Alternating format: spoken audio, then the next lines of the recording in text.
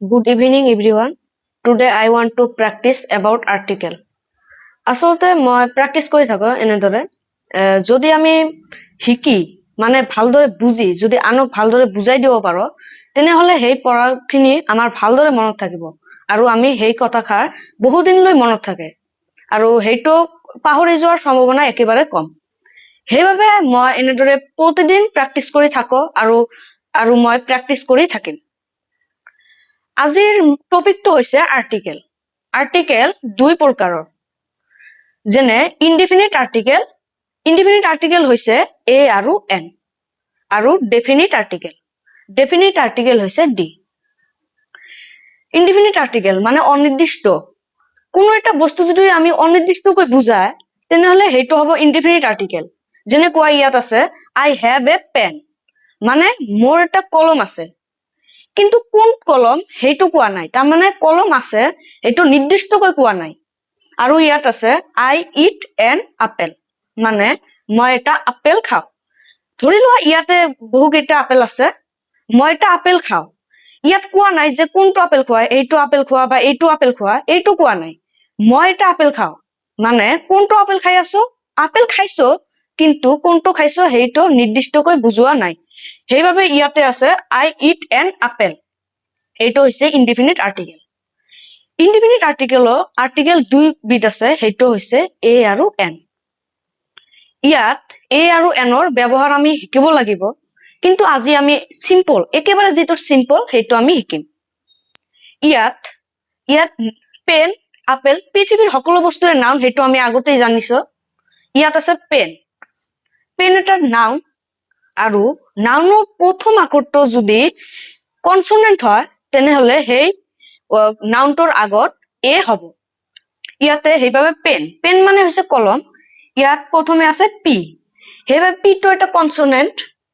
সেইভাবে ইয়াৰ আগত হৈছে এ এনেদৰে নাউনৰ প্ৰথম আখৰটো যদি ভাৱেল হয় তেনেহলে তাৰ আগত এন বহিব ইয়াত আছে আপেল এটা নাউন হয় এই নাউনৰ প্ৰথম আখৰটো এ আছে এই এ হৈছে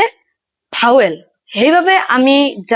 আমি শিকিব লাগিব একেবাৰে ফাৰ্ষ্টৰ পৰা কিতাপৰ ফাৰ্ষ্টৰ পৰা আমি শিকিব লাগিব কাৰণ আমি সৰু বস্তু যদি অৱহেলা কৰি যদি একেবাৰে ডাঙৰ বস্তু শিকিবলৈ যাওঁ তেন্তে আমি হেটো শিকিবলৈ টান পাম সেইভাবে আমি সৰুৰ পৰা বস্তুখিনি শিকি যাব লাগিব সেইভাবে এই যে ভাৱেল আৰু কনসোনেন্ট হেটো আমি সৰু গ্ৰামাৰতে পাইছো এইটো একেবাৰে সিম্পল ধৰি লোৱা হয় একেবাৰে সিম্পল কিন্তু এইটো নাজানিলে আমি আৰ্টিকেল চেপ্টাৰটো পঢ়িবই নোৱাৰিম সেইভাবে আমি আৰ্টিকেলটো পঢ়িবৰ বাবে ভাৱেল আৰু কনসোনেন্ট শিকিব লাগিব ইয়াত আপেল আছে আপেলৰ সন্মুখত আছে এ সেইভাবে ইয়াৰ সন্মুখত হ'ব এন এইটো একেবাৰে সিম্পল ফৰ্মুলা আৰু বহুতো ফৰ্মুলা আছে এনেদৰে